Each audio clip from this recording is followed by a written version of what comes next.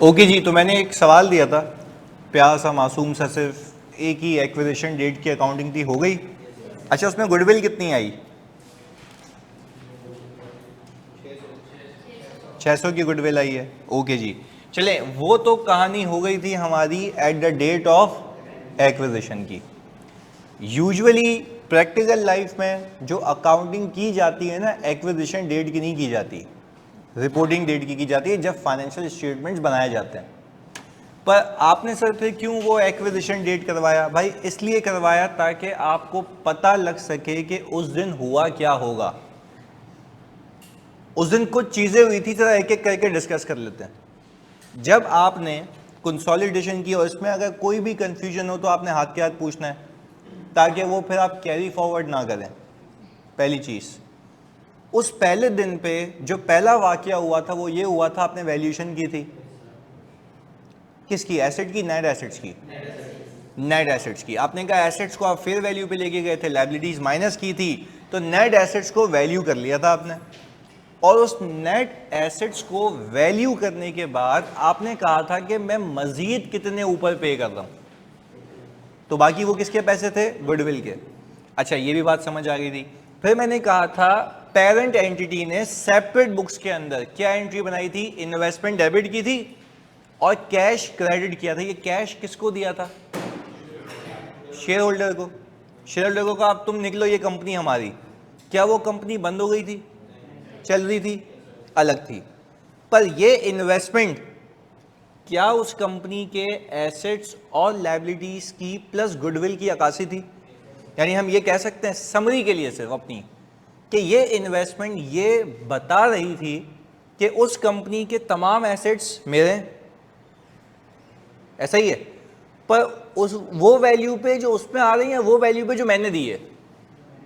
वापस से सवाल रिपीट करता हूं, मेरी इन्वेस्टमेंट के अंदर जो उस कंपनी के एसेट्स आ रहे हैं, उस कंपनी के मतलब सब्सिडरी के, क्या वो उस वैल्यू के इसके अंदर शामिल हैं जो उसकी वैल्यू है या जो मैंने दी है? क्योंकि मैंने ज्यादा भी दिए थे, 3000, और मैंने गुडविल के लिए भी दिए थे कितने? 2000। तो वो सारी मेरी इन्वेस्टमेंट, तो लायबिलिटी भी नेट हुई हुई थी। तो टेक्निकली मेरी इन्वेस्टमेंट ये बता रही थी कि मैंने सामने वाली कंपनी के तमाम एसेट्स के लिए प्लस उसकी फेयर वैल्यू एडजस्टमेंट के लिए प्लस गुडविल के लिए और नेट लायबिलिटी के पैसे दिए। ये बात हो रही थी किस दिन पे? एक्विजिशन पे। अच्छा, अब जरा मैं पीछे जाऊं वापस उसी सिनेरियो के ऊपर। क्या आपको यहां पे अगर मैं जूम करके दिखाऊं, क्या यहां पे आपको ये चीज दिख रही है, नजर आ रही है कि इस सब्सिडरी के एसेट्स कितने हैं? 8000। सब्सिडरी के एसेट्स कितने हैं? लायबिलिटीज कितनी है? Net assets, net assets 2000। वापस देखो फिर से सुकून से, कोई जल्दबाजी नहीं है, कोई जल्दबाजी नहीं है। एसेट्स कितने थे? Liability, net assets. क्या नेट एसेट्स का मतलब इक्विटी होता है? देख लो, 2000, 1000, 2000। भाई इक्विटी का मतलब यही है ना कि एसेट्स माइनस लायबिलिटीज। यानी आप तमाम एसेट्स में से लायबिलिटीज को माइनस कर दो तो आपको आपका नेट सरमाया मिल जाएगा। और उस नेट सरमाए के अंदर कुछ लगाए हुए पैसे हैं, कुछ कमाए हुए पैसे हैं। लगाए हुए पैसे कितने? 1000। कमाए हुए पैसे कितने? 1000। मैं आपको मजे की बात बताऊं, अगर आप ये पिक कर पाएं और नहीं कर पाएं तो आपने पिक करना होगा पूछ के। क्या मैं समरी में कहूं? समरी यह है कि आपने उस कंपनी की 2000 की इक्विटी के लिए पैसे पे किए थे, पर उसमें 3000 और ज़्यादा पे किए थे फेयर वैल्यू एडजस्टमेंट के। अगर मैं यहीं पे ही आपको बना के दूं ना इसका फिनोमेना, सिर्फ समझने के लिए, क्योंकि ये क्लियर नहीं होगा मैं आगे रिपोर्टिंग नहीं सिखा सकता। मैंने आपसे ये कहा शेयर कैपिटल कितना है इसका, रिटेन अर्निंग कितनी है बच्चों, ये कितना आ गया? 2000। इसको हम कह रहे हैं book value of net assets. आप अगर कल की क्लास में जाए ना, 8000 में से 6000 माइनस करें, 2000। ऐसा ही है। मैं पता है सिखाना क्या चाह रहा हूं, आपने कल ये सीखा था अच्छे से समझने के लिए कि आपने उस कंपनी के एसेट्स और लायबिलिटी के पैसे पे किए थे। आज मैं उसी को थोड़ा सा उलट करके सिखा रहा हूं।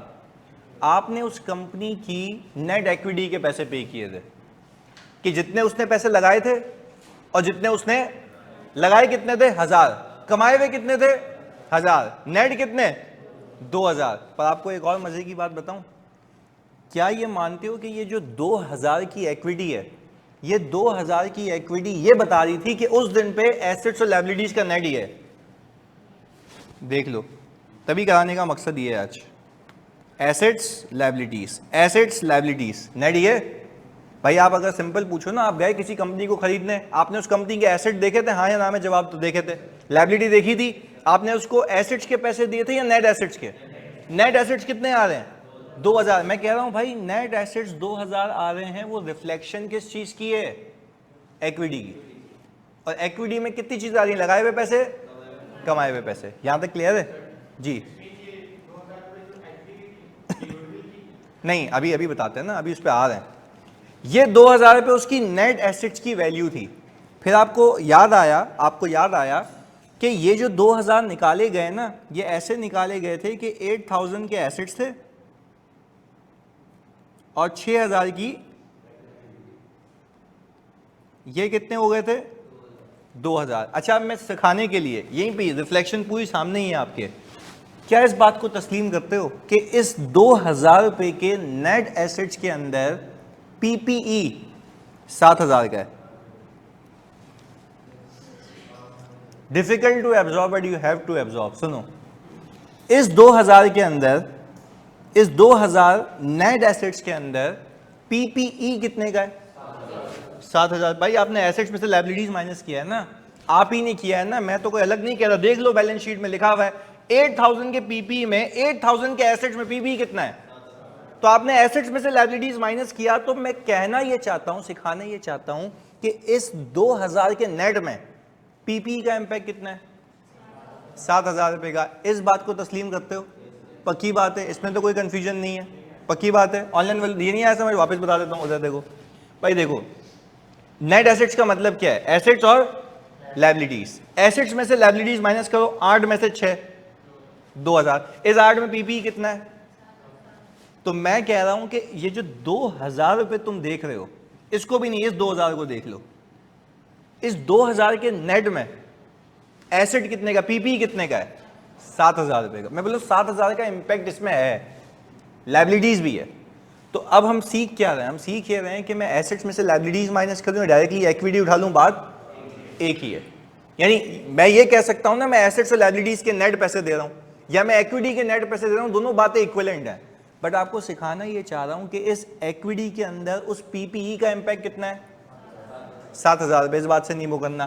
फिर मैं आपसे एक बात पूछता हूं, क्या आपने उस पीपीई के लिए 7 दिए थे, 10 दिए थे? तो क्या मैं यहां पे इस ही के अंदर अगर फेयर वैल्यू एडजस्टमेंट करूं, ये कितना हो गया? इसको हम क्या कहते हैं? Fair value of net assets. अच्छा, इसको यूं भी कर सकते थे आप इस एसेट्स में कितने डाल दें? 3000। ये कितने हो गए? 11000। ये कितने हो गए? 6000। ये कितने हो गए? 5000। कल यही किया था ना, पर मैं आपको उस तरीके से सिखा रहा हूं कि भाई इक्विटी एडजस्ट कर लो, बात एक ही है। क्लियर है? ऑनलाइन वालों प्लीज कंफर्मेशन दे दो। Sir this is the difference equal to goodwill amount. नहीं भाई, गुडविल अमाउंट नहीं ना, अभी वही तो सिखा रहा हूं ना। किधर जा रहे हो? 2000 पे वो जादू से मैच हो रहे हैं, पर अभी क्या 5000 पे पहुंच गए? अब मैं तुमसे पूछता हूं, क्या ये 5000 पे तुमने एसेट्स और लायबिलिटीज की वैल्यू निकाली है या नेट एसेट्स की? नेट एसेट्स की। अभी मैच करा दिया। तुम फिर मुझे बताओ, क्या तुमने इस कंपनी की फेयर वैल्यू के पैसे 5000 ही दिए, 7 दिए थे? 7 दिए थे। बाकी किसके दिए थे? अच्छा, अब मैं जरा एक देखो, एक नया आविष्कार, एक नई बात बताता हूं, क्योंकि देखो आज की क्लास है टेक्निकल और मैं वो दिमाग में चिपका के फिक्स करके जाऊंगा। मुझे एक बात बताओ, ये जो 5000 रुपए के fair value of net assets हैं, क्या ये उन एसेट्स की वैल्यू है जो उसकी किताबों में है? नहीं है। ये देखा ना, ये तो सिखाना। सुने, ये 8000 उसकी किताब में थे, ये 6 उसकी किताब में था, हाँ या नहीं? मैंने इस 8,000 की किताब वाले एसेट को रीवैल्यू किया, कितने हो गए? लायबिलिटी अपनी जगह है, फेयर वैल्यू कितनी हो गई? क्या मैं ये कह सकता हूं अगेन अपने जवाब को मैं चेंज कर रहा हूं, अगेन अपने मैं जवाब को चेंज कर रहा हूं? क्या इस बात को तस्लीम करते हो कि ये जो 5,000 रुपये fair value of net assets है, ये उन एसेट्स की वैल्यू है जो उसकी किताबों में है? क्लियर है?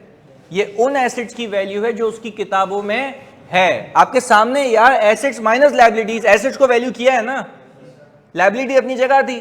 तो क्या आखिर बार पूछ रहा हूं, ये 5,000 रुपये उन एसेट्स की वैल्यू है या नेट एसेट्स की वैल्यू है जो उसकी किताब में है, मौजूद है? यानी अगर मैं कहूं इक्विटी की फेयर वैल्यू 5,000 है, तो आपको कहना चाहिए सर इक्विटी की फेयर वैल्यू 5,000 का मतलब यह है कि ये वो चीजों की वैल्यू जो उसकी किताबों में मौजूद है। अच्छा, क्या इस 5,000 के अंदर गुडविल है? नहीं है। मैंने अभी 3 बार कहा उसकी किताबों में, उसकी किताबों में, उसकी किताबों में, उसकी किताब में गुडविल नहीं है। क्यों नहीं है? वो कॉस्ट मेजर नहीं कर सकता। आप देखो, अब वापस से फिनोमेना बनाते हैं ना। मैं कह रहा हूं मैं घोल के पिला दूंगा कंसोल, सिर्फ आप मेरी मैपिंग के हिसाब से सोचो, गेम खत्म है यहां पे। सुनो, आपने उस कंपनी की बैलेंस शीट उठाई, साथ साथ बताना है, गलत नहीं बताना। उस कंपनी की बैलेंस शीट में एसेट्स कितने थे इनिशियली? टोटल एसेट्स 8,000 के वापस से तुम लोगों ने सबने बताना, आपने भी। मुझे बताओ, आपने जब उस कंपनी को खरीदने की नीयत की तो उस कंपनी की बैलेंस शीट मंगवाई, ऐसा ही है? उस कंपनी की बैलेंस शीट मंगवाई तो उस कंपनी के टोटल एसेट्स कितने थे? ये सामने रखते हैं ना। उस कंपनी की टोटल लायबिलिटीज कितनी थी? नेट इक्विटी कितनी? अच्छा, नेट इक्विटी का मतलब ये होता है ना लगाए हुए कमाए हुए। या तो मैंने वो एसेट्स लगा के कमाए होंगे, या लगा के एक्वायर किए होंगे, या कमा के, या उधार पे। उधार तो वैसे ही हटा दिया। क्लियर है? नेट वैल्यू कितनी हो गई? 2,000। अब मैं इक्विटी उठा लूं, एसेट्स में से लायबिलिटीज माइनस कर लूं, बात एक ही है। ये बात समझ आ रही है? आगे चलो। फिर मैंने कहा कि भाई आप अगर देखें तो इस इक्विटी के अंदर, इक्विटी कह रहा हूं 2,000 की इक्विटी के अंदर पीपीई का इंपैक्ट कितना है? 7। एग्रीड? और एसेट्स के अंदर पीपीई का इंपैक्ट कितना है? 7। इक्विटी के अंदर 7, एसेट के अंदर 7। बात क्लियर है? अच्छा, आपने इस 7,000 की चीज के लिए 7,000 रुपए पे किए, 3 ज्यादा। आपने वो 3 एसेट में ऐड किए, तो जब एसेट में ऐड करोगे तो इक्विटी भी बढ़ जाएगी। लॉजिकल बात है, एसेट माइनस लायबिलिटी होता है ना, तो इक्विटी डायरेक्ट बढ़ा दो ना, कोई मसले वाली बात नहीं। ये भी क्या इक्विटी हमने डायरेक्ट एनहांस की 3 से। अच्छा, जब मैंने ये 3,000 रुपए की एडजस्टमेंट की तो मेरा एसेट 7 से उठ के किस पे आ गया? 7 से 10 पे, 8 से नहीं, 7 से 10 पे। क्लियर है? अच्छा, 7 से 10 पे आ गया। 3,000 रुपए की मजीद एनहांसमेंट किस में हो गई? एसेट्स में। लायबिलिटी अपनी जगह, इक्विटी बढ़ गई, मैंने सीधा सीधा बढ़ा दिया। मैंने कहा ये मेरी इक्विटी की फेयर वैल्यू है। फिर मैंने दूसरा जवाब पूछा आपसे, इक्विटी की फेयर वैल्यू का मतलब समझते हो? वो चीजों की वैल्यू जो उसकी किताब में मौजूद है। गुडविल उसकी किताब में मौजूद क्यों? Cost can not be reliably. मैं मार्केट गया, मैंने देखा उसका एक शेयर चल रहा था कितने का? 70 रुपए का। मैंने कितने पैसे दिए? 7,000 रुपए। तो आप अब कंपेयर करें ना कि आपने 5,000 की इक्विटी के लिए कितने पैसे पे किए? 7,000 रुपए। कितने ज्यादा? तो क्या ये 2,000 उसकी किताब में है? आपने पे किए। जब कंसोलिडेशन करेंगे तो क्या उसको भी रिकॉर्ड करेंगे? अच्छा, एक मजे की बात बताऊं, प्लीज सुनना। उसकी किताब में ना ये 3 भी नहीं है, उसकी किताब में ये 3 भी, पर ये उस एसेट की वैल्यू है जो उस किताब में है। बस ये फर्क है। ये उस 7,000 के एसेट की इनहांस वैल्यू है जो उसकी किताब में मौजूद है। गुडविल तो है ही 0, उसकी किताब में मौजूद नहीं है। अब मैंने आपको क्या सिखाया था कल की क्लास में? जो आपने आज पैसे पे किए हैं शेयर होल्डर को, वो पता है किस चीज की अक्कासी कर रहे हैं? पीपीई की। 7 या 10? 10। इन्वेंट्री की 1,000। याद आ रहा है? कुल मिला के 11,000। अच्छा, मुझे लगता है गुडविल के भी पैसे दिए आपने अलग से 2,000। कितने हो गए? 13,000। 13,000 में से 6 निकालो तो आपने 7 ही तो पे किए थे। वैल्यूएशन समझ आ गई? ये पूरी कहानी किस दिन हुई है? रिकॉल हो गया? पक्की बात है। अच्छा, फिर उस दिन हमने पता है क्या किया था, अब एक एक करके रिकैप देता हूं। आपने जब अपनी इन्वेस्टमेंट को हटा के उसके असल एसेट्स ले आए थे, प्लीज सुनना सर, 3000 रीवैल्यूएशन गेन नहीं होगा बेटा, यहां पे मैंने रीवैल्यूएशन की है या एसेट को खरीदा ही महंगा है, वो कैश का इंपैक्ट है, वो रीवैल्यूएशन सरप्लस नहीं है।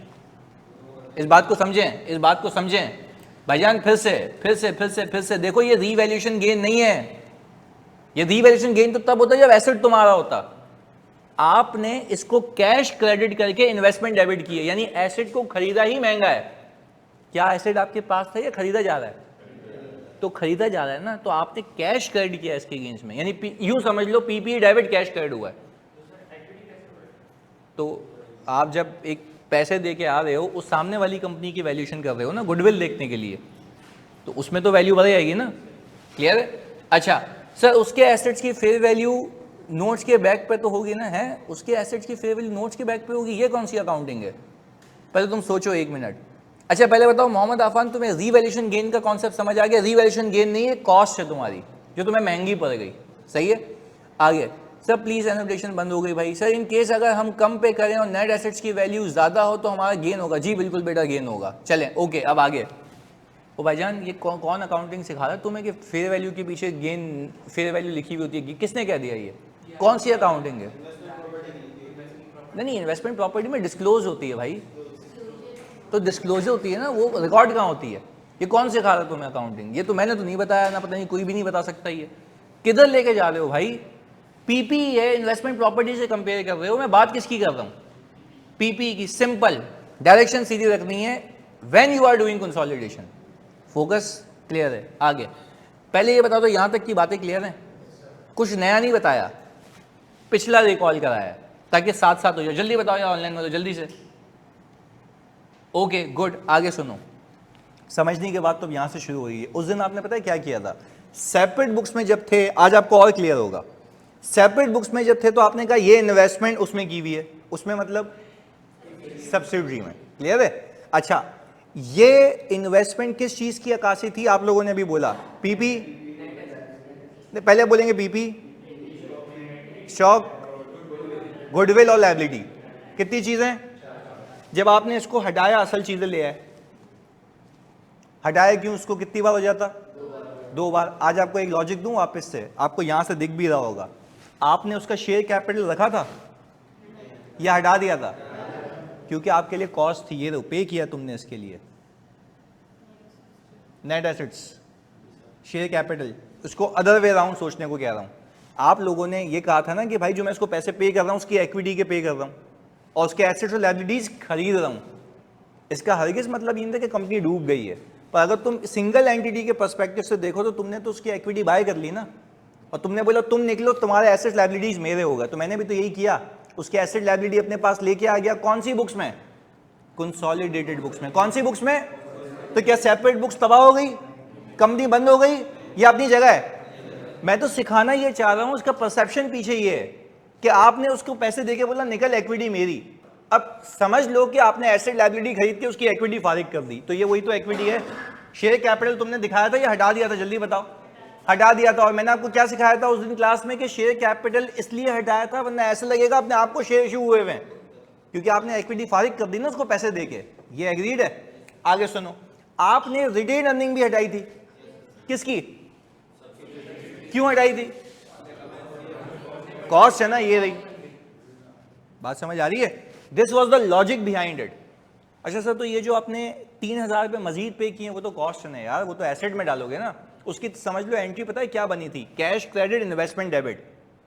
वो उसी कॉस्ट का पार्ट है जो तुमने खरीदने के लिए पे की है, तो वो तो कैपिटलाइज होगी ना, वो कमाई तो नहीं है। यहां तक फिनोमिना क्लियर है? पक्की बात है भाई? ऑनलाइन में तो जल्दी बताओ। तो यहां तक फिनोमिना क्लियर है? बेसिक बात की है, रिवीजन करवाया है।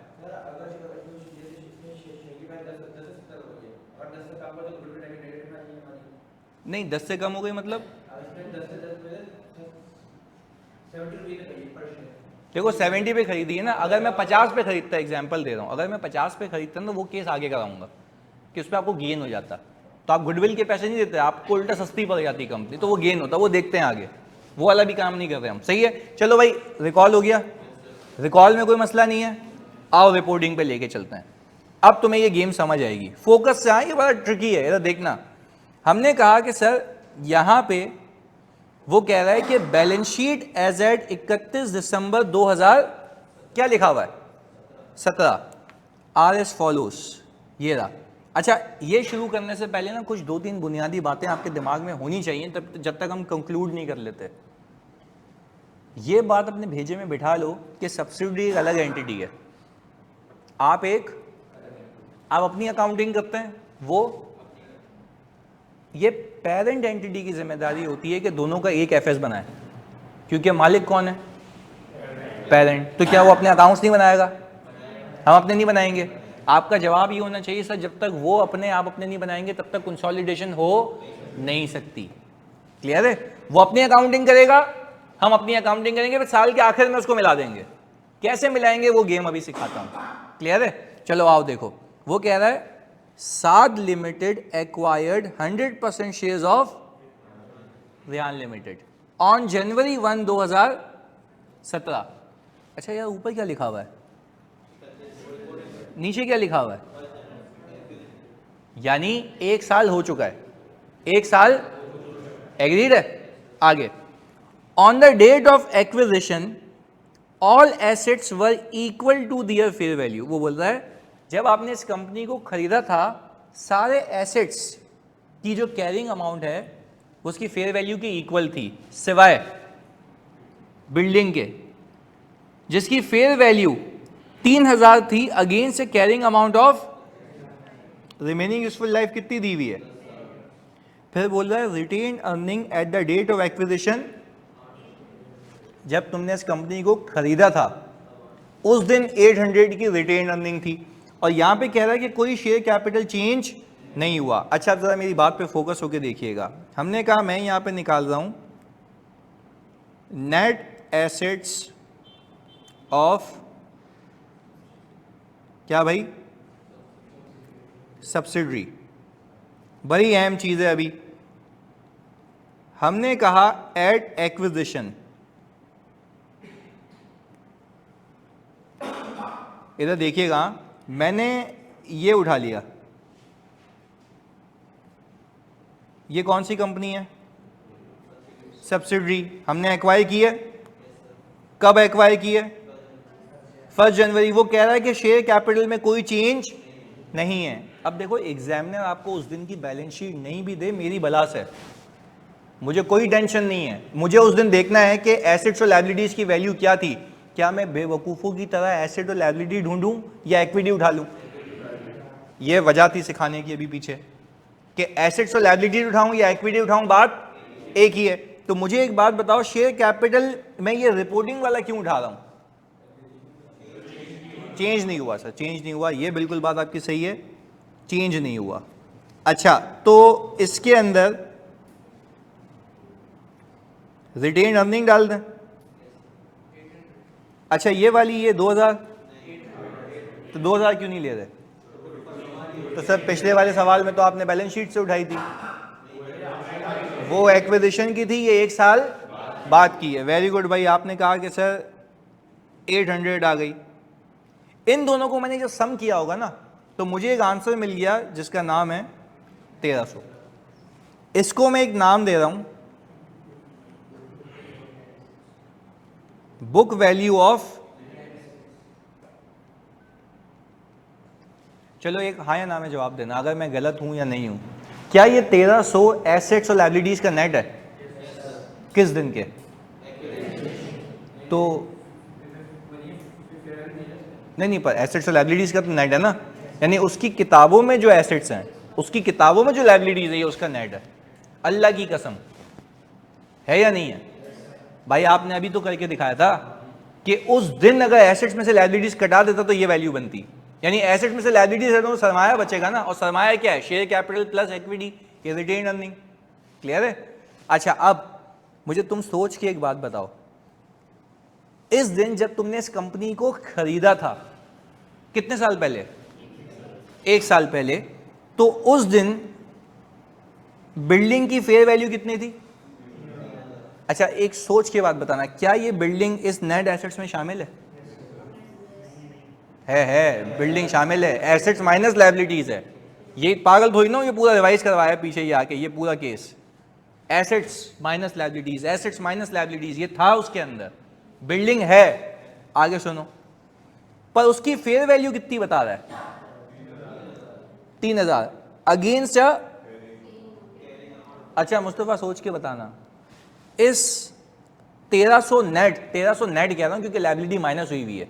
एसेट होंगे X Y Z, X amount of एक्सेस होंगे, वाई अमाउंट ऑफ लायबिलिटीज होंगी, दोनों का नेट ही है। पर इसमें एक्स अमाउंट ऑफ जो भी एसेट्स होंगे वो इसके अंदर 2500 पे है, 3000 पे। हाँ इनसे भी पूछ लेते हैं। हाँ भाई 2500 पे है, 3000 पे, ऑनलाइन वालों जल्दी बताओ प्लीज यार। 2500 3000, 2500 3000, जल्दी भाई। भाई ये तो 25 कह रहे हैं, सही कह रहे हैं पक्का? कैरिंग अमाउंट पे होता है भाई, आपने एसेट की कैरिंग अमाउंट हाई होगी, लायबिलिटी माइनस की होगी, ये आंसर आया होगा। उस एसेट में 2500 शामिल है। अच्छा अब ये भी बता दो, 2500 होना चाहिए था, 3000, तो 3000 ऐड कर दूं यहाँ पे, तो फेयर वैल्यू तो 3 है, 2500 ऑलरेडी शामिल है सर।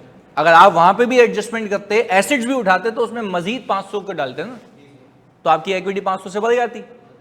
तो मैं तो वही सिखा रहा हूं, क्लियर है? चलें, आपने कहा कि भाईजान आप यहां पे सर जी बिल्डिंग की कौन सी एडजस्टमेंट,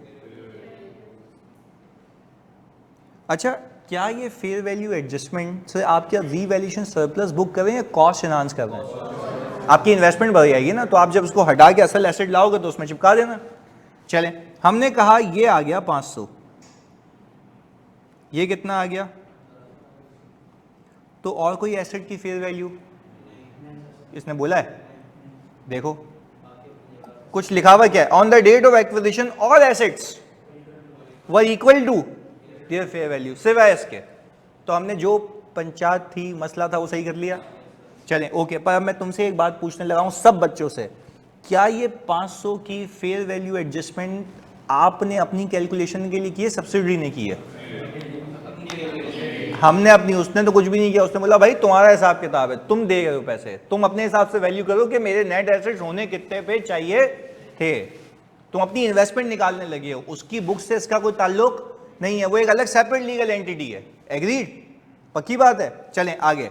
मैं गया, मैंने देखा यार यहाँ पे शेयर प्राइस नहीं दी हुई है, बट इसकी बैलेंस शीट के अंदर भाईजान इन्वेस्टमेंट दी हुई है। कितने की? ये इन्वेस्टमेंट अभी in the absence of any information हम अज्यूम कर रहे हैं इसमें की हुई है। अच्छा ताहा कह रहे हैं सर शेयर कैपिटल में चेंज होता, मैंने अभी ये सिखाया, मैंने अभी ये बताया, क्यों हर्ट कर रहे हो? मैं कह रहा हूं कि भाई जब आपको चलना ही नहीं आता, आप बोल रहे हो भागूंगा, चल लो पहले फिर भगाएंगे। सबर यार, तामुल से भाई, मतलब मुश्किल टॉपिक है। एक एक चीज समझा रहा हूं, शेयर कैपिटल चेंज हो जाए, लॉस हो जाए, गेन हो जाए, भाई सबर, हौले हौले सुकून से सीखो, समझो, फिर आगे चलेंगे, फंस जाओगे वरना। मैंने आपको क्या रिपोर्टिंग डेट कराई? कल करा सकता था ना मैं, किसी के बाप को नहीं समझ आती कि रिपोर्टिंग पे हुआ क्या है।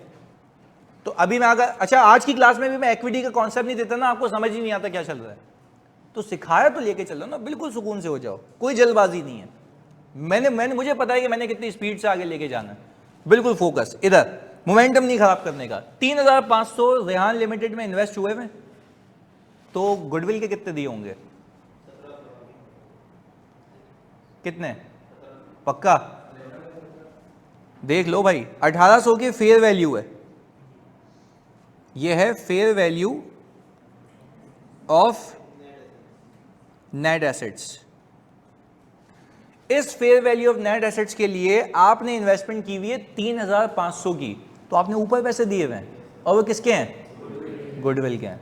यानी आपने उस दिन के ऊपर जब आपने खरीदा होगा इस कंपनी को, तो आपने ये वैल्यूएशन करके गुडविल निकाली होगी। तो हमने क्या किया, हमने ये कंक्लूड किया कि जब भी मैं किसी कंपनी को खरीदूंगा तो उसकी वैल्यूएशन एक्विजिशन पे होगी, उसकी वैल्यूएशन, और हम वहां देख लेंगे हमने कितने ऊपर पे किए। अच्छा आप मुझे एक बात बताते हो, सिर्फ अगर तुम लोगों ने सही बता दिया, क्या ये 3500 सामने वाली कंपनी के एसेट्स और लायबिलिटीज और गुडविल की अकासी है? किस दिन पे? एक्विजिशन पे। बस इतनी बात याद रखनी है, यहां तक कोई मसला? पक्की बात है, जल्दी बता दो ऑनलाइन वाले, देखो कंफ्यूजन नहीं होनी चाहिए, जो पूछ रहा हूं उसमें मसला है तो पूछो, पक्का ना। अच्छा उस दिन याद है क्या हुआ होगा, इन्वेस्टमेंट निकली होगी और एसेट्स आ गए होंगे, पर उस एसेट के आने पे तुमने क्या ये 500 की एडजस्टमेंट की होगी, क्योंकि तुम्हारी इन्वेस्टमेंट में यही ज्यादा है, उसकी किताबों में ये नहीं है। याद आ रहा है, वापस से रिपीट कर रहा हूं, फोकस होकर सुनना मेरी बात। जब तुम लोगों ने एक्विजिशन डेट पे अपनी इन्वेस्टमेंट को कटा के उसके एसेट्स को लेके आए होगे, तो क्या तुम लोगों ने उस एसेट के आने पे, बिल्डिंग पे आने पे, क्या बिल्डिंग को तुमसे पूछ रहा हूं 2500 पे लाए होगे, 3000 पे, 500 रुपए ज्यादा पे, क्योंकि तुमने दिए भी 500 रुपए ज्यादा हैं, क्लियर है। और गुडविल भी लेके आए होगे किस दिन पे, लायबिलिटीज भी लाए होगे किस दिन पे, बैलेंस शीट टैली होके खत्म हो गई होगी। अब आ गया नया साल, नया साल मतलब 1 साल बाद, अब फिर हालात वाकयात चेंज हो गए। अब हमें करनी है कंसोलिडेशन, कौन सी तारीख पे, रिपोर्टिंग डेट पे। भाई यहां तक एग्रीड है, आओ जी हम यहां पे आए, हमने कहा कि सर एट रिपोर्टिंग, पर गुडविल निकाल लेते हैं यहां पे सिर्फ for the sake of understanding. Consideration कितनी है, 3500। नेट एसेट्स, गुडविल 1800 है, गुडविल आ गई 1700। ये आपकी इन्वेस्टमेंट में शामिल है, इसको भूलना नहीं है। और आपकी इन्वेस्टमेंट में फेयर वैल्यू एडजस्टमेंट भी शामिल है, आपकी इन्वेस्टमेंट में फेयर वैल्यू एडजस्टमेंट भी शामिल है, क्लियर है। चलें ओके, ये हो गया बात इस का। अब मैं आपसे सिर्फ एक प्यारी सी बात पूछने लगा हूं, अगर आप मुझे बता पाएं, अब आप पहले साल के शुरू में हैं या 1 साल बाद हैं, तो आप कंसोलिडेशन भी कब होगी, 1 साल बाद। अच्छा कैलकुलेटर निकालें और इस एसेट्स में से ये लायबिलिटीज माइनस करें, 2500। देखो वापस से इस एसेट्स में से ये लायबिलिटीज माइनस करें तो 2500 आता है, तो इसकी इक्विटी भी देखो कितनी आ रही है। यार अभी मुझे ये बात बताओ कि यहां पे 1300 थी, अच्छा 1300 को हाईलाइट इसलिए किया क्योंकि बुक वैल्यू है, बुक से बुक चल रही है ना भाई, सब्सिडी तो बुक से बुक चल रही है ना, उसने तो चेंज नहीं किया कुछ। मुझे बताओ 1300 से 2500 पे कैसे किया होगा, कमाए होंगे। वापस पूछ रहा हूं, 1300 से 2500 पे कैसे गया, किसने कमाए, सब्सिडी ने। ऑनलाइन वालों जल्दी बताओ, ये बात समझ आ रही है, कमाई हुई है आपके सामने, रिटेन अर्निंग ये आपको इंक्रीज होते हुए दिख रही है ना, 800 से कहां गए हो, 2000 रुपए कमाई हुई है। एग्रीड है इस बात पे, पक्की बात है। ऑनलाइन वालों जल्दी बताओ, क्लियर है। अच्छा अब जब इतना प्यारा तुमने बता दिया, मुझे खुद बता दिया, इस बात को मानते हो कि जो भी कमाता हूं वो मेरे एसेट्स में कन्वर्ट होता है। एग्जाम्पल देता हूं, सेल की कैश डेबिट, सेल क्रेडिट, उधार पे की रिसीवेबल डेबिट, जो भी कमाई होती है एसेट्स में कन्वर्ट हो जाती है। एग्रीड या नहीं, एग्रीड। अच्छा अब तुम बचपन का फिनोमेना सोचो, क्योंकि टाइम कम है हमारे पास। बचपन के फिनोमेना में हम क्या करते थे कि जब बैलेंस शीट बनाते थे तो अपने ओपनिंग रिटेन अर्निंग के अंदर प्रॉफिट ऐड करते थे नहीं करते थे। ओपनिंग रिटेन अर्निंग के अंदर प्रॉफिट ऐड करते तो आप कहते थे जादू से बैलेंस शीट टैली हो गई। अबे वो जादू नहीं था, वो प्रॉफिट एसेट्स में जा चुका होता था, सिर्फ इक्विटी में पार्क करना बाकी होता था। याद आ रहा है, देखो वो मैं अगेन रिपीट कर रहा हूं, वो प्रॉफिट एसेट्स में जा चुका होता था, कहां नहीं गया होता था, तो आप पार्क करते थे, बैलेंस शीट मैच हो जाती थी। एग्रीड है। अब मैं आपसे एक बात पूछूं, इस बात को तस्लीम करते हो कि इस किताब में, सब्सिडी की किताब में जो एसेट्स हैं उसमें प्रॉफिट शामिल है, सब्सिडी की किताब में प्रॉफिट शामिल है, कितने सालों का, 1 सालों का। पर क्या वो अब हम जिम्मेदार बंदा होके इक्विटी में भी डालेंगे? तो तुमने उस दिन की इक्विटी क्यों हटा दी थी जब तुमने इसको खरीदा था? वो कॉस्ट थी, बस ये वजह थी पहले सिखाने की, वो कॉस्ट थी हमारे लिए। आओ तो क्या हम ये कंक्लूड करें कि हम अपनी इक्विटी को उठा के कहां लेके आएंगे, रिपोर्टिंग पे, और रिपोर्टिंग पे इक्विटी कितनी आ रही है, 2500। आपने पता है क्या करना है एग्जाम में, सुनना, आपने एग्जाम में करना ये है कि आपने कहा ये तो सेम रहा, ये कितना हो गया भाईजान 2000, ये कितना हो गया 2500। अच्छा, आपसे कोई ऐसे ही बंजा भी पूछे ना तो मुझे बताओ उसने प्रॉफिट कितना कमाया है? किसने? सब्सिडी ने प्रॉफिट 1200 कमाया है। पर एक प्यारी सी बात कहूंगा, अगर तुम एग्री करो, नहीं करो तो वापस समझा दूंगा। मुझे एक बात बताओ, तुम लोगों ने जब इस कंपनी को खरीदा था तो इस कंपनी में बिल्डिंग की वैल्यू कितनी थी? 2500। यहां पे हम बात कर लेते तुम लोगों के लिए। बिल्डिंग कैरिंग अमाउंट एट, आप लोगों ने कहा है कितनी थी? 2500। सही है, इसको हम थोड़ा यहां फेंक देते हैं जल्दी से। 2500। क्या सब्सिडरी ने अपने हिसाब से अकाउंटिंग की होगी? इसी को डेप्रिशिएट किया होगा। अच्छा, इसकी रिमेनिंग लाइफ कितनी थी? 10 साल। मुझे बताते हो सब्सिडरी ने डेप्रिसिएशन कितना बुक किया होगा? तो कैरिंग अमाउंट कितनी रही होगी? भाई ने सवाल भी ऐसे ही बनाया है। सही है?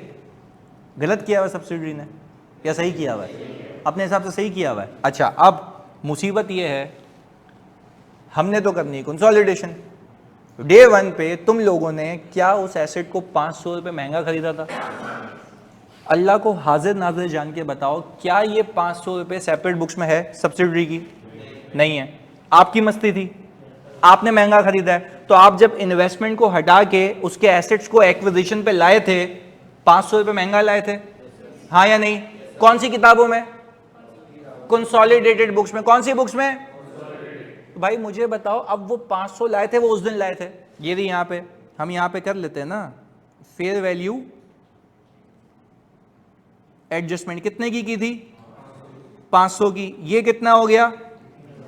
3000 रुपए। अच्छा, आपके हिसाब से जो मुझे लगता है डेप्रिसिएशन होना चाहिए 300 होना चाहिए। कैरिंग अमाउंट कितनी बचनी चाहिए? 2700। अच्छा, बची हुई कितनी है? 2250। एक प्यारी सी बात बताते हो, इस बात को मानते हो कि सब्सिडरी के नेट एसेट्स में कितने का शॉर्टफॉल है? 500 का नहीं, बताऊं क्या हुआ है? सुनना, सब्सिडरी ने डेप्रिसिएशन 250 का बुक किया हुआ है, जो कि होना भी, मैं कह रहा हूं लंबी किए बगैर एग्जाम में क्या करना, आपने एडजस्टमेंट कितने की थी? 500 की। तो कितना डेप्रिशिएट होना चाहिए था मजीद? 50। ये रहा। बचना कितना चाहिए था? अच्छा, ये बचना सिर्फ यही चाहिए था या ये रिमेनिंग बचना चाहिए था एडिशनली? तो क्या मैं कह सकता हूं कि अगर तुम ग्रुप के हिसाब से देखो, ग्रुप क्या होता है? पेरेंट और उसकी सब्सिडरीज। ग्रुप के हिसाब से ये एसेट रिपोर्टिंग डेट पे कितने से कम है? 450 से। सर यार ये तो मजाक कर रहे हैं आप, एक्विजिशन पे 500 बोलते हैं, यहां पे 450 बोल रहे हैं। उस वक्त 500 क्यों किया था? वो डे 1 था। वो क्या था? अब हम आ चुके हैं 1 साल। तो आप खुद कह रहे हैं ना, आप खुद भी तो कह रहे हैं ना कि जब आपने इन्वेस्टमेंट की थी तो आपने उस एसेट के लिए कितने ज्यादा पे किए थे? 500। क्या वो 500 आपकी इन्वेस्टमेंट की कॉस्ट का पार्ट बना था? हाँ या नहीं? आपने उस इन्वेस्टमेंट को हटा के जब उस दिन एसेट लेके आए थे, जल्दी बताओ, तो क्या वो 2500 पे लाए थे 3000 रुपए? तो भाई सब्सिडी ने तो उसको 25 पे रखा हुआ है ना, वो तो चेंज नहीं कर रही, क्योंकि वो अपनी अकाउंटिंग अपने हिसाब से कर रही है। पर आप जिम्मेदार होते हुए, पेरेंट एंटिटी होते हुए, जो एडजस्टमेंट आपने एक्विजिशन पे की थी, क्या वो पोस्ट एक्विजिशन भी करेंगे? पर क्या वो उतने से ही करेंगे या वो इंपैक्ट देख के जो और हो जाने चाहिए? अच्छा, आप मुझे एक बात बताओ, इस पूरी इक्विटी के अंदर क्या हम ये कह सकते हैं 500 रिपोर्टिंग डेट पे नहीं आएगा, आफ्टर डेप्रिसिएशन आएगा? यानी आप सिर्फ ये सोचें, जो 500 रुपए की मैंने एडजस्टमेंट की थी एक्विजिशन डेट पे, क्या वो एडजस्टमेंट रिपोर्टिंग डेट पे भी 500 की होगी या आफ्टर डेप्रिसिएशन? तो हमने सिंपल एक काम किया, 500 को डिवाइड कर दिया मेरे बच्चों 10 से और इंटू 9, कितना आ गया? अच्छा, अब अगर आप बैलेंस शीट बनाएंगे, जो अभी मैं सिखाता हूं बनाना, उसके अंदर पीपीई के अंदर क्या सिर्फ ये 2250 रखेंगे या इसमें 500 ऐड करेंगे या 450 ऐड करेंगे? 500 क्यों नहीं? पता है इससे हो क्या रहा है? ऊपर से एसेट कम हो गया 50 से, नीचे से इक्विटी कम हो गई। इक्विटी कैसे कम हो गई? डेप्रिसिएशन। बैलेंस शीट अब भी क्या रहेगी? Tally, but with all the fair value adjustments, क्योंकि अब हम एक्विजिशन पे बैठे हुए हैं। या एक साल बाद? अच्छा, आप जल्दी से मुझे एक बात बताते हो मजे की, इन दोनों का सम कितना आता है? अच्छा, इन दोनों का डिफरेंस लो। किसी ने बता दिया ना, मैं मान जाऊंगा कि उसको सही समझ आया है। प्रॉफिट कितना था? तो ये जो मेरे पास असल पोस्ट एक्विजिशन प्रॉफिट आ रहा है, ये 1150 क्यों आ रहा है? 50 का इंक्रीमेंटल डेप्रिसिएशन बुक हुआ है। आप खुद सोचो, आप कह रहे हो मैं एक सिंगल एंटिटी हूं, मैंने मान लिया सिंगल एंटिटी हूं, पर क्या तुम लोग सिंगल एंटिटी होते हुए तुमने 500 रुपये ज़्यादा पे किए थे? क्या वो 500 को कैरी करना भी तुम्हारी जिम्मेदारी है? पक्की बात है। तो 500 को जब आगे लेके जाओगे तो वही एडजस्टमेंट एक साल बाद 500 से होगी 450 से। बैलेंस शीट तो एजेड की बनती है ना। तो आप पता है क्या कह रहे हैं, जब आपने इस कंपनी को खरीदा था तो आपने एसेट्स के लिए पैसे दिए थे, हाँ या नहीं? उसकी लायबिलिटीज के लिए दिए थे, फेयर वैल्यू एडजस्टमेंट के लिए दिए थे और गुडविल के लिए दिए थे। तो क्या वो फेयर वैल्यू एडजस्टमेंट बर्बाद हो गई या अपनी जगह है? पर अब मुसीबत सिर्फ ये है कि एक साल गुजर चुका है। एक साल तो चलो एक और बात बताओ, इस सब्सिडी के एसेट्स में 2250 में क्या डेप्रिसिएशन शामिल ही नहीं है या उसके हिसाब से शामिल है? समझी बताऊं, उसने 500 को सोचा ही नहीं था तो उसने कुछ भी नहीं किया। क्या 500 हमारी इन्वेस्टमेंट में है? आप इन्वेस्टमेंट को हटा के 500 लेके आओगे? यस लाएंगे। तो फिर डेप्रिशिएट भी तो करोगे। आप ही वो शख्स थे ना जो एक्विजिशन पे एक साल पहले 500 को लेके आए थे, तो 500 को लाने के बाद क्या डेप्रिशिएट करने की भी जिम्मेदारी आप ही की है? मैं आपसे पूछूं, आपने बाकी 2500 को क्यों नहीं किया? वो ऑलरेडी हुआ है, वो उसके हिसाब से हुई। तो मतलब पता है क्या है, कंसोलिडेशन में आपने ऊपर का सोचना है, जो हुआ हुआ है वो हुआ हुआ है, वो तो हो गया ना। अब मुझे एक बात बताएं, अब मैं अगर यहां पे एक चीज लिखूं जिसका नाम है क्या भाई? Group reserve. ग्रुप क्या होता है जल्दी बताओ? पेरेंट और उसकी सब्सिडरी। क्या मैं कह सकता हूं रिटेन्ड अर्निंग ऑफ पेरेंट कितनी दी हुई है? 4000। हमने रिटेन अर्निंग ऑफ पेरेंट लिख दी यहां पे 4000। ये किसका प्रॉफिट है? पेरेंट का। अच्छा मुझे बताओ, ये जो पेरेंट एंटिटी का प्रॉफिट है ये पूरा इसका है? एक्विजिशन पे भी इसका था तो अच्छा, जो पेरेंट ने पैसे कमाए वो इसके अंदर होंगे ना, उसकी तो पंचायत ही नहीं है। अच्छा, अब मैंने सब्सिडी से भी कमाया है तो मैंने कहा मैं यहां पे लिखूंगा पोस्ट एक्विजिशन 1200 लिखूं या 1150? तो 50 क्यों कम किया? डेप्रिसिएशन। क्लियर है? ये कितना आता है? 5150। जल्दी से कैलकुलेटर उठाओ, फौरन से, दस्ती से। यहां पे लैंड कितने पे आ रही है भाई? 1800, 1800, दोनों को मिलाएंगे ना। अच्छा भाई, बिल्डिंग को मिलाओ। आप कह रहे हैं 4250, बट मैं आपसे पूछता हूं, आपकी इन्वेस्टमेंट में बिल्डिंग का कुछ एडिशनल अमाउंट था? कितना? पहले 5, फिर आपने डेप्रिशिएट किया, कितना बचा? तो यहां पे कितना ऐड करूं?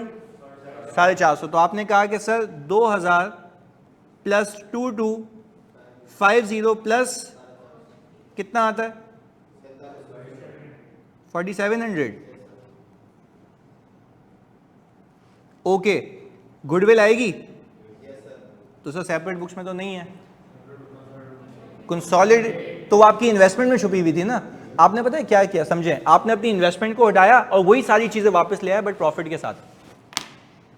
कहानी समझ आई? आपने अभी भी वही किया है जो आपने पहले दिन पे किया था। फर्क क्या है? प्रॉफिट। क्लियर है? आपने इन्वेस्टमेंट को हटाया, आपने बोला लाओ भाई जो एसेट मेरे थे मेरे को दे दो, पर उस एसेट्स में और आज के एसेट्स में क्या फर्क आ रहा है? प्रॉफिट का। प्रॉफिट का अभी ऐड करोगे ना, क्योंकि उस दिन के एसेट्स में और एक साल बाद के एसेट्स में फर्क होगा। किस चीज का फर्क है?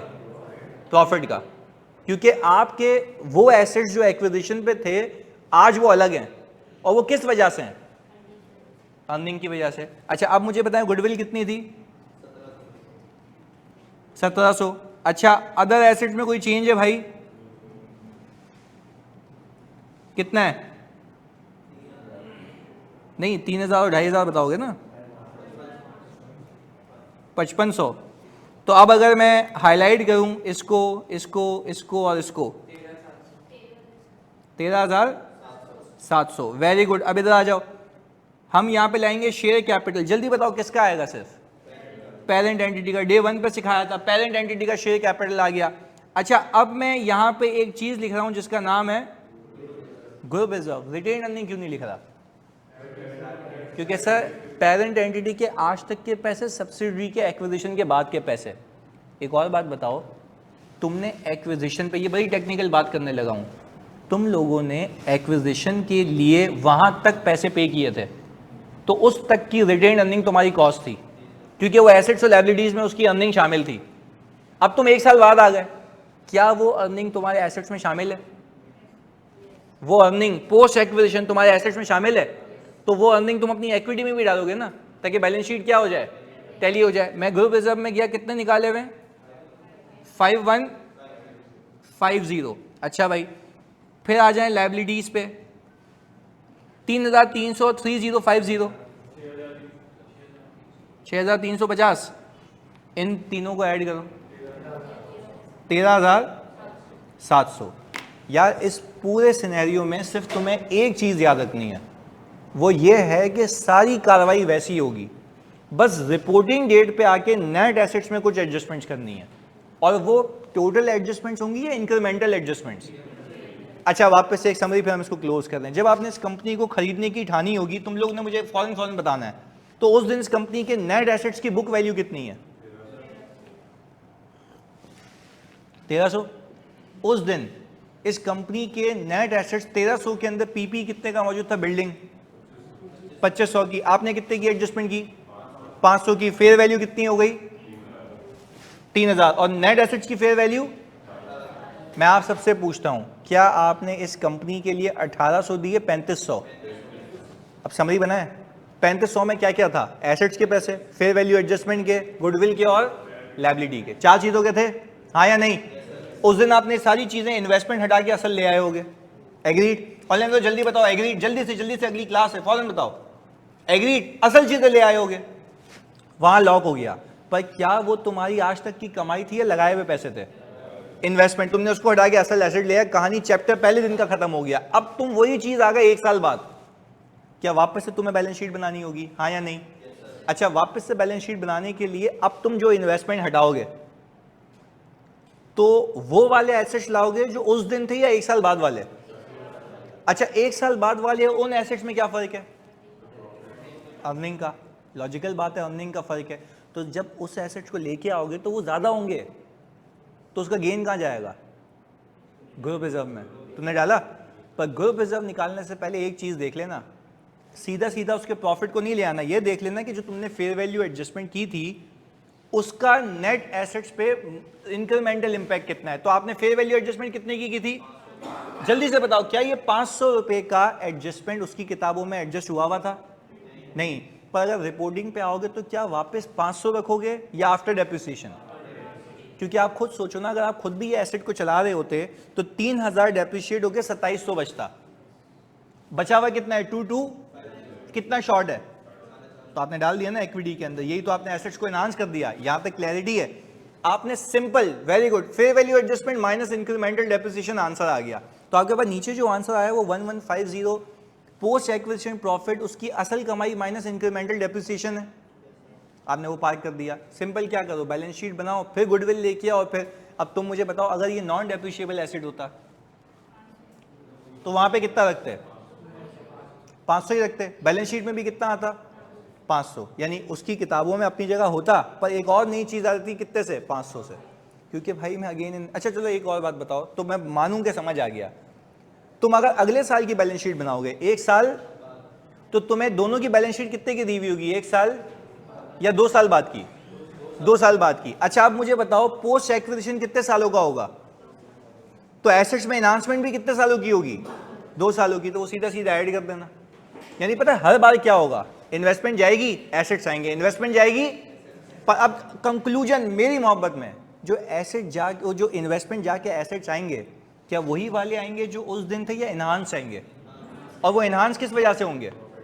प्रॉफिट कहाँ फेंकोगे? ग्रुप रिजर्व में, और ये ऐसे जमा होता रहेगा, ग्रुप इनहांस होता रहेगा। यानी हम सिर्फ ये बताते रहेंगे मैंने जो इन्वेस्टमेंट की थी ना उस दिन पे, अब वो कमाती जा रही है, और कमाती in the form of group जा रही है। जब जब मैं एसेट लाता हूं कमाई होती है, जब जब मैं एसेट लाता हूं सेपरेट बुक्स में इन्वेस्टमेंट उतने भी रहती है। एग्रीड? पक्की बात है? पक्का? चलो इसका मैं पीडीएफ भेज देता हूं। खुदा के वास्ते 2 सवाल भेजूंगा, 2 के 2 करके आना है। सही है? चलें, ओके, वो भी भेज देता हूं। यार ऑनलाइन वालों क्लियर है ना? ये जल्दी बता दो प्लीज सारे बच्चे। ओके जी, गुड।